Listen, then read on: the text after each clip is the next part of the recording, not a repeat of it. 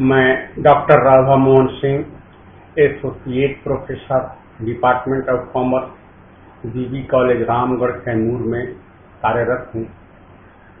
आज हम लोग बीकॉम पार्ट 1 अकाउंट ऑनर्स के फर्स्ट पेपर फाइनेंशियल अकाउंट की चर्चा करेंगे। आज हम लोगों का अध्ययन का टॉपिक होगा इंस्टॉलमेंट पेमेंट सिस्टम। छात्रों, जैसा कि हम जानते हैं कि व्यवसाय में उधार लेन देन चलते रहता है। जिस प्रकार हम लोग पिछले क्लास में किस किराया क्रय पद्धति का अध्ययन हम लोगों ने किया, उसमें हमने देखा कि किस प्रकार हायर परचेज सिस्टम के अनुसार किसी वस्तु का क्रय किया जाता है और उसमें क्रेता और विक्रेता की क्या स्थिति रहती है। आज हम लोग उसी से मिलता जुलता एक पद्धति है, हालांकि दोनों में बेसिक डिफरेंसेस है जिसकी चर्चा हम आगे करेंगे, लेकिन कुछ हद तक मिलती जुलती यह व्यवस्था है जिसे कि इंस्टॉलमेंट पेमेंट सिस्टम कहा जाता है। इस इंस्टॉलमेंट पेमेंट सिस्टम भी उधार क्रय पद्धति का ही एक दूसरा रूप है। इस पद्धति में क्रेता को माल की पूरी रकम का भुगतान एक साथ नहीं किया जाता, बल्कि किस्तों द्वारा ही करना पड़ता है। इस पद्धति के अंतर्गत माल का स्वामित्व क्रेता को माल की सुपुर्दगी के समय में ही मिल जाता है। अब यहाँ एक बात ध्यान देने योग्य है कि जो कि हम लोगों ने हायर परचेज सिस्टम के बाद पढ़ा, तो उसमें था कि अंतिम किस्त के भुगतान के पश्चात स्वामित्व प्राप्त होता था क्रेता को। लेकिन इस पद्धति में ऐसा नहीं है। इस पद्धति में ज्यों ही क्रेता और विक्रेता के बीच में संविदा हो पर हस्ताक्षर होगा और माल की डिलीवरी क्रेता को दी जाएगी, उसी समय क्रेता को स्वामित्व प्राप्त हो जाता है।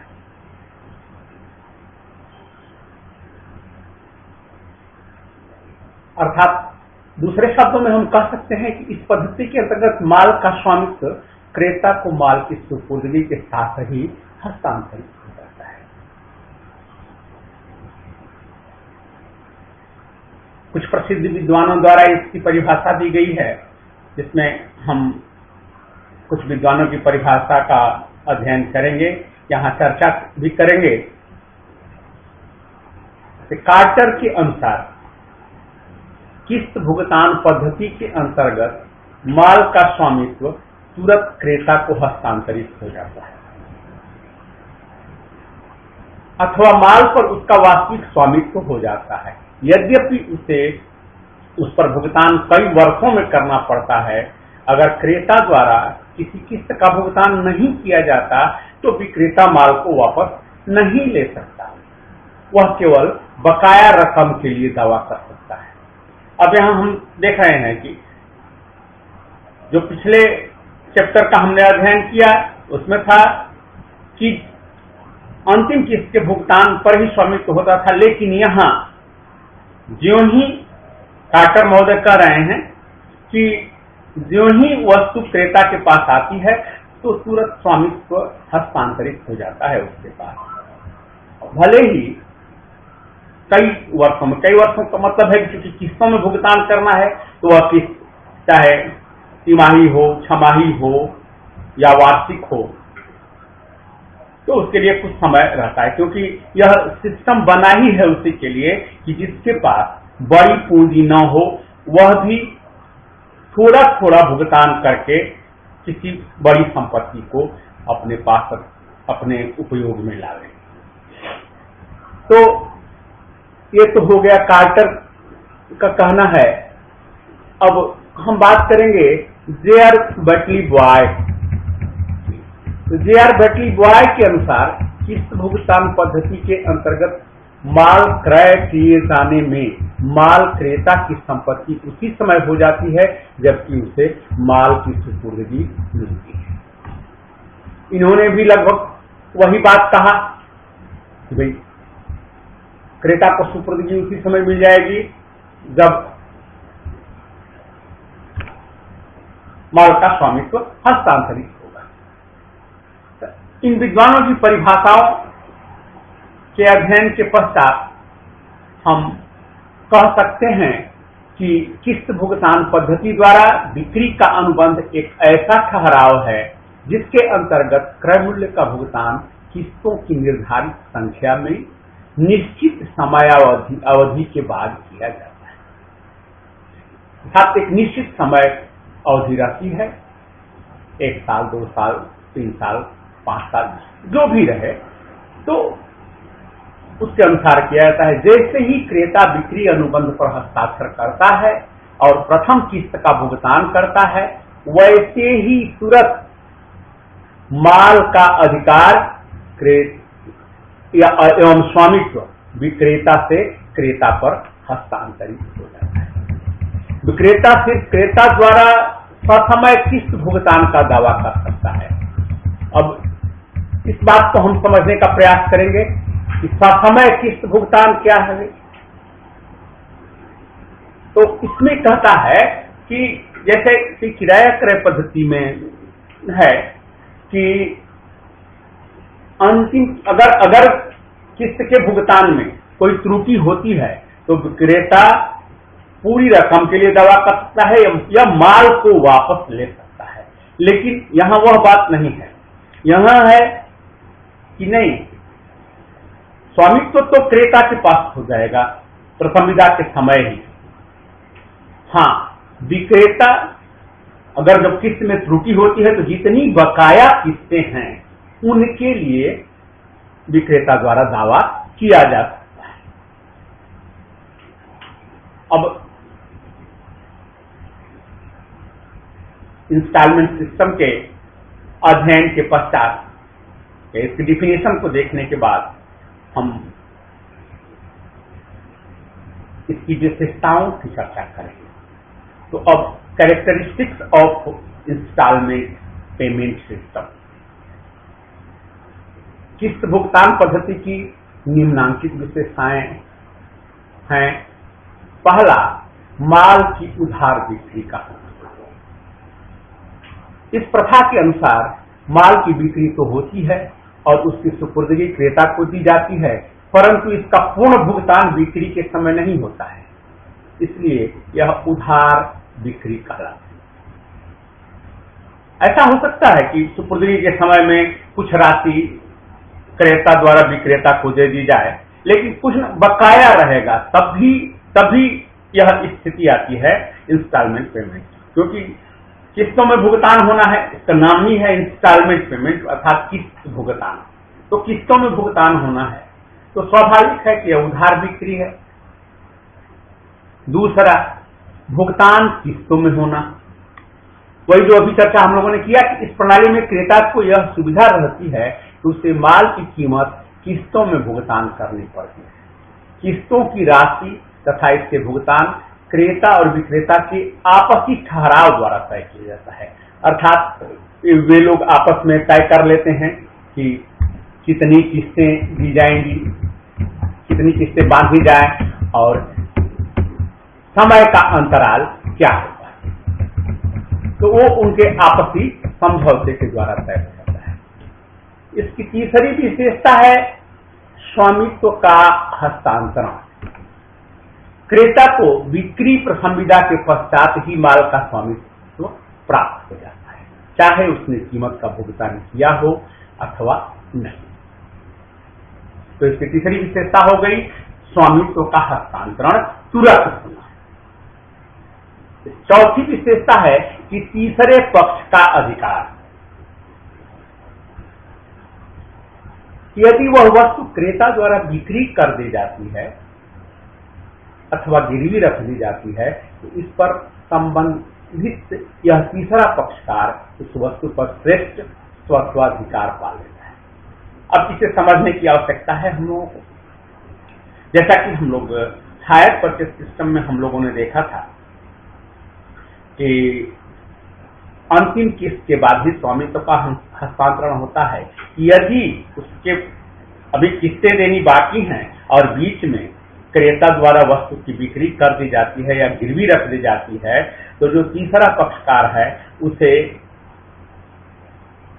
वह स्वामित्व नहीं प्राप्त, श्रेष्ठ स्वत्वाधिकार नहीं प्राप्त है। लेकिन इस पद्धति में ऐसा है क्योंकि प्रथम विदा के समय ही स्वामित्व का हस्तांतरण हो गया, तो ऐसी स्थिति में जैसा कि हम लोग चूंकि कॉमर्स के विद्यार्थी हैं और बिजनेस लॉ में जो है नियम कहता है, बिजनेस लॉ कहता है, उसमें है एक नियम है कि Nemo that quad non habit, अर्थात वह व्यक्ति दूसरे को अच्छा श्रेष्ठ अधिकार नहीं दे सकता जिसके पास स्वयं वह अधिकार न हो। अर्थात इसको इस तरह से हम लोग समझें कि मान लीजिए हम कोई हमारे पास वस्तु, हम किसी दूसरे की वस्तु मांग कर लाए या चुरा कर लाए या उसकी वस्तु मेरे यहाँ छूट गई और हम उसे किसी तीसरे व्यक्ति को बेच देते हैं, तो जिसकी वस्तु है एक्चुअली तो मालिक वो है क्योंकि हमने उससे क्रय नहीं किया है।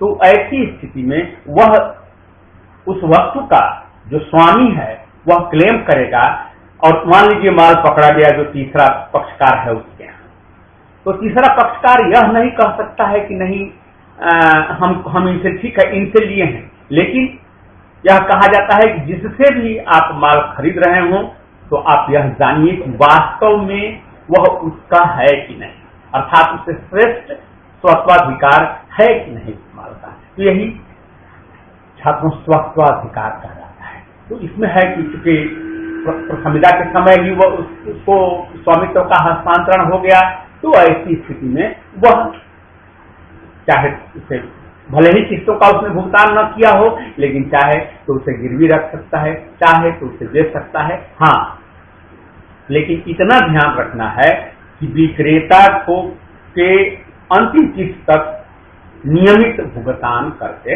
रहना होगा उसे। यदि भुगतान नहीं करता है तो विक्रेता उस पर अपने बकाये का दावा ठोक सकता है। इसका पांचवी विशेषता है कि पुनः अधिकार। यदि क्रेता ने किसी भी किस्त के भुगतान में त्रुटि की है तो विक्रेता को यह अधिकार नहीं है कि वह क्रेता द्वारा उस समय तक भुगतान की हुई किस्तों को जब्त कर दे। जैसा कि हायर परचेज सिस्टम में होता है कि किस्तें जब्त कर ली जाती है और वह किराए की तरह मान ली जाती है, तो यहाँ ऐसी बात नहीं है।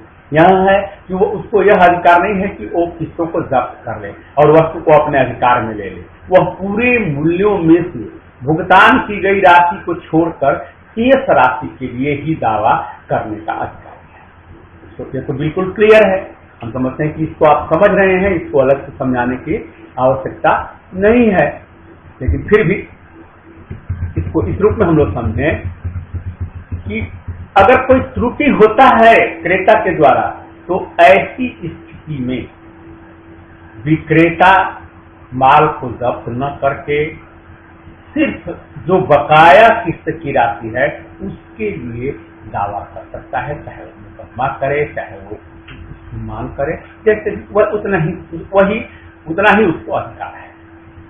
इसकी छठी विशेषता है कि इच्छा अनुसार उपयोग। क्रेता वस्तु का अपनी इच्छा के अनुसार उपयोग कर सकता है, चाहे उसे इसका सदुपयोग करे या दुरुपयोग करे, चाहे उसे नष्ट कर दे या उसे बर्बाद कर दे, यह क्रेता के ऊपर निर्भर करता है। जबकि वैसे हम लोग आगे दोनों में अंतर स्पष्ट रूप से देखेंगे अलग से, लेकिन फिर भी ये समझ लें कि हमने चूंकि पिछले क्लास में ही यह देखा है कि नहीं, उसमें ऐसा नहीं था। उसमें है हायर परचेज सिस्टम में है कि आप तब तक वस्तु को बढ़िया से रखेंगे जब तक कि आप अंतिम किस्त का भुगतान न कर दें और आपको उसका स्वामित्व प्राप्त न हो जाए।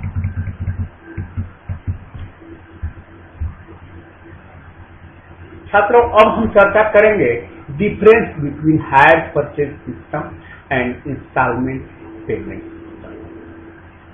क्योंकि यह बात जरूरी है देखने में, दोनों पद्धतियां, दोनों में ही किस्तों में भुगतान किया जाता है। हायर परचेज में भी किस्तों में ही भुगतान किया जाता है और इंस्टॉलमेंट पेमेंट में भी किस्तों में ही भुगतान किया जाता है। तो ऐसा भ्रम न हो कि दोनों एक है, इसलिए इसके अंतर को हम अलग से इसका अध्ययन करेंगे। तो इन दोनों में मुख्य अंतर निम्नलिखित है। पहला तो अंतर है प्रथमिदा की प्रकृति का नेचर।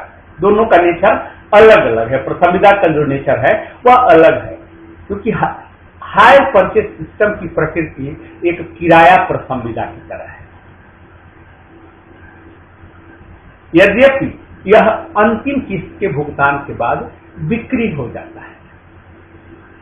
अब यहां देखा जाए कि हायर परचेज सिस्टम नाम ही इसका इसलिए पड़ा, जब तक अंतिम किस्त के भुगतान के नहीं हो जाता है तब तक स्वामित्व का हस्तांतरण नहीं होगा। अर्थात अगर बीच में किस्तों में त्रुटि होती है तो विक्रेता माल को जब्त कर सकता है और वह जो क्रेता द्वारा दी गई किस्त है उसे लौटाने के लिए भी बाध्य नहीं है। वह मान लिया जाता है कि इतने दिनों तक चूंकि उसने उसका प्रयोग किया तो उसका किराया है। इसीलिए कहा जाता है कि हायर परचेज सिस्टम की प्रकृति जो है किराया प्रथमिदा की तरह है, कि एक तरह से हमारी वस्तु को आप किराए पर ले गए हैं, हमने आपको बेचा नहीं है। हालांकि बिक्री होती है लेकिन स्वामित्व का ट्रांसफर नहीं होता है। इसीलिए कहा जा रहा है कि यद्यपि यह अंतिम किस्त के भुगतान के बाद बिक्री हो जाती है, जब अंतिम किस्त का भुगतान आप कर दोगे तो जो है वह बिक्री मान ली जाएगी। लेकिन इसके विपरीत इंस्टॉलमेंट पेमेंट सिस्टम में प्रथमिदा की प्रकृति प्रारंभ से ही बिक्री की तरह होती है। इसलिए इसमें सेल ऑफ गुड्स एक्ट लागू होता है। हायर परचेज में सेल ऑफ गुड्स एक्ट नहीं लागू होता है, लेकिन इंस्टॉलमेंट में सेल लॉ की दृष्टि से हम देख रहे हैं तो इसमें सेल वह जो है वह हायर परचेज सिस्टम की प्रकृति है और यह जो है सेल ऑफ गुड्स एक्ट की प्रकृति का है। दूसरा अंतर है स्वामित्व का हस्तांतरण। किराया क्रय पद्धति के अंतर्गत अंतिम किस्त के भुगतान होने पर स्वामित्व का हस्तांतरण क्रेता पर हो जाता है। बिक्री प्रथमिदा के समय इसको हम लोग शुरू से इसकी हम लोग चर्चा कर रहे हैं। बिक्री के समय जो प्रथमिदा होती है क्रेता और विक्रेता के बीच, वो उस समय स्वामित्व का हस्तांतरण नहीं होता है, बल्कि अंतिम किस्त के भुगतान के समय ही स्वामित्व का हस्तांतरण होता है। लेकिन इंस्टॉलमेंट पेमेंट सिस्टम में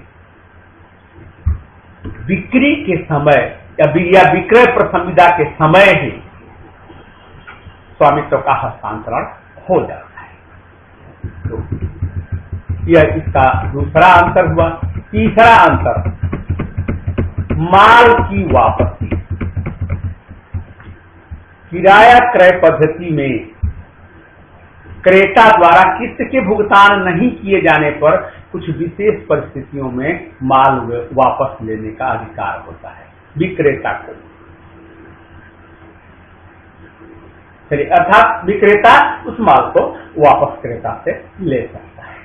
लेकिन इसके विपरीत किस्त भुगतान पद्धति में क्रेता द्वारा किस्त का भुगतान न करने पर विक्रेता को माल वापस लेने का अधिकार नहीं होता, बल्कि किस्त की रकम के लिए दावा कर सकता है। माने जितनी बकाया उसकी किस्त है उसकी रकम के लिए वह दावा कर सकता है, लेकिन माल को वापस नहीं लेता, क्योंकि स्वामित्व का हस्तांतरण तो हो चुका है ऑलरेडी।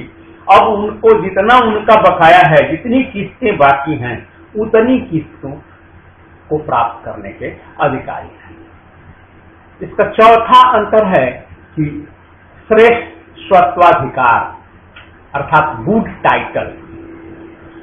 किराया क्रय पद्धति के अंतर्गत अंतिम किस्त के भुगतान करने के पूर्व यदि क्रेता वस्तु का विक्रय करता है या गिरवी रखता है तो इस प्रकार संबंधित तीसरा पक्षकार वस्तु पर श्रेष्ठ स्वत्वाधिकार नहीं प्राप्त करता। अब बात आ गई जो हम लोग पीछे कर रहे थे कि अगर किराया क्रय पद्धति के अंतर्गत ऐसा होता है तो जो तीसरा पक्षकार है उसे श्रेष्ठ स्वत्वाधिकार गुड टाइटल नहीं मिलता है, परंतु किस्त भुगतान के साथ ऐसा नहीं है। किस्त भुगतान पद्धति में तीसरा पक्ष जो है कार वस्तु पर श्रेष्ठ स्वत्वाधिकार प्राप्त कर लेता है, क्योंकि माल का स्वामित्व क्रेता के पास है। पांचवा अंतर है माल की मरम्मत का दायित्व। अब मान लीजिए अंतिम किस्त की भुगतान के पहले तक यदि क्रेता ने माल को सावधानी पूर्वक रखा हो और फिर भी उसमें टूट फूट हो गई हो तो किराया क्रय पद्धति के अंतर्गत इसकी मरम्मत का दायित्व विक्रेता पर होता है, अर्थात विक्रेता को इसका मरम्मत करना पड़ता है। हाँ, यदि जानबूझ करके ऐसा किया हो और यह साबित हो जाए तो वैसी स्थिति में मरम्मत करने के लिए बाध्य नहीं है, परंतु उसने उसको सही तरीके से रखा, बावजूद इसके उसमें कुछ खराबी हुई तो विक्रेता का कर्तव्य होता है कि वह माल की मरम्मत कराए। परंतु किस्त भुगतान पद्धति में मरम्मत आदि का दायित्व क्रेता का होता है, विक्रेता का नहीं। अब यहाँ विक्रेता दायित्व से मुक्त है, क्योंकि स्वामित्व क्रेता का हो गया तो अब क्रेता ले जाकर के वस्तु को जिस तरह चाहे, पहले भी हम लोग बात कर लिए इसकी विशेषता में भी कि जिस तरह वो चाहे उसको प्रयोग में ला सकता है, वो चाहे उसको तोड़ फोड़ करे, चाहे उसको बढ़िया ढंग से रखे, वह उसकी जिम्मेवारी है। इसमें विक्रेता की कोई जिम्मेवारी नहीं होती। छठा अंतर है कि निक्षेप बेलमेंट। किराया क्रय पद्धति में क्रेता निक्षेप गृहीता अर्थात बेली होता है। एक अलग चैप्टर है बेलर एंड बेली, हम लोग पढ़ते हैं। अब तो हमारे यहाँ कोर्स से निकाल दिया गया है, पहले हम लोग इंटरमीडिएट में हमारे सिलेबस में था। तो बेलर माने कहने का मतलब कि वह किराया क्रय पद्धति में क्रेता जो है निक्षेप ग्रहिता माने एक तरह से उस वस्तु को रखने वाला तो बेली, लेकिन किस्त भुगतान पद्धति में क्रेता निक्षेप ग्रहिता नहीं बल्कि संपत्ति का स्वामी होता है। सातवां इसका अंतर है जोखिम के आधार पर, रिस्क फैक्टर। किराया क्रय पद्धति में अंतिम भुगतान तक जोखिम विक्रेता पर रहता है, जबकि किस्त भुगतान पद्धति में जोखिम सदैव क्रेता पर रहता है। यह भी मार्केबल पॉइंट है। इसमें जो है किराया क्रय पद्धति में अंतिम भुगतान तक जोखिम विक्रेता का रहता है, वस्तु के टूटने फूटने पर मरम्मत उसको कराना है, या वस्तु बिल्कुल ही नष्ट हो गई तो उसका डूब जाएगा पैसा। एक तो फायदा है कि हाँ वो वस्तु को वापस ले सकते हैं, लेकिन एक इसका नुकसान भी है। लेकिन किस्त भुगतान पद्धति में ऐसा नहीं है। किस्त भुगतान पद्धति में जोखिम सदैव क्रेता पर रहता है। आठवां अंतर हम करते हैं लेखांकन व्यवहार, माने जो हम अकाउंटिंग जो हमारा सिस्टम होगा तो क्रेता और विक्रेता की बहियों में ब्याज के संबंध में भिन्नता होती है। माने दोनों विधियों की बात कर रहे हैं हम कि थोड़ी भिन्नता, क्योंकि इंस्टॉलमेंट पेमेंट सिस्टम में कहीं देखते हैं कि इंटरेस्ट सस्पेंस अकाउंट खोला जाता है अलग से, लेकिन हायर परचेज में ऐसा नहीं होता है। परंतु बावजूद इसके दोनों ही विधियों में ब्याज, नगद मूल्य तथा ह्रास की गणना के संबंध में कोई भिन्नता नहीं होती है, अर्थात एक ही तरह से निकाला जाता है। और इसका 9वां और अंतिम अंतर हमारी तरफ से सुरक्षा, किराया क्रय पद्धति में क्रेता को अधिक सुरक्षा मिलती है, क्योंकि उसकी कोई जिम्मेवारी नहीं होती। बस जिम्मेवारी उसकी इतनी ही है कि वह समय पर किस्तों का भुगतान करे और हायर परचेज सिस्टम के अनुसार खरीदी गई वस्तु को सुरक्षित रखे, उसका दुरुपयोग न करे और समय पर किस्त का भुगतान करे। बस इतना ही है। इसलिए कोई जो है उसको अधिक सुरक्षा, लेकिन किस्त भुगतान पद्धति में क्रेता को अधिक सुरक्षा नहीं मिलती है, क्योंकि अगर वस्तु नुकसान हो गई तो क्रेता उसका सहना पड़ेगा, विक्रेता का उस पर कोई दायित्व नहीं बनता है। तो इसलिए कहा जा रहा है कि इसमें किराया क्रय पद्धति में क्रेता अधिक सुरक्षित रहता है, जबकि किस्त भुगतान पद्धति में से वह सुरक्षा नहीं मिलती है। तो अभी आज हम लोग फिलहाल इतना ही अध्ययन करके अपना व्याख्यान बंद करता हूँ और आप लोगों से फिर पुनः एक उम्मीद रखता हूँ कि आप बढ़िया से इसको पढ़ करके अगर किसी तरह की कोई शंका हो, कोई कंफ्यूजन हो तो आप कमेंट जरूर करें या आप मुझसे सीधे व्हाट्सएप पर संपर्क कर सकते हैं। धन्यवाद।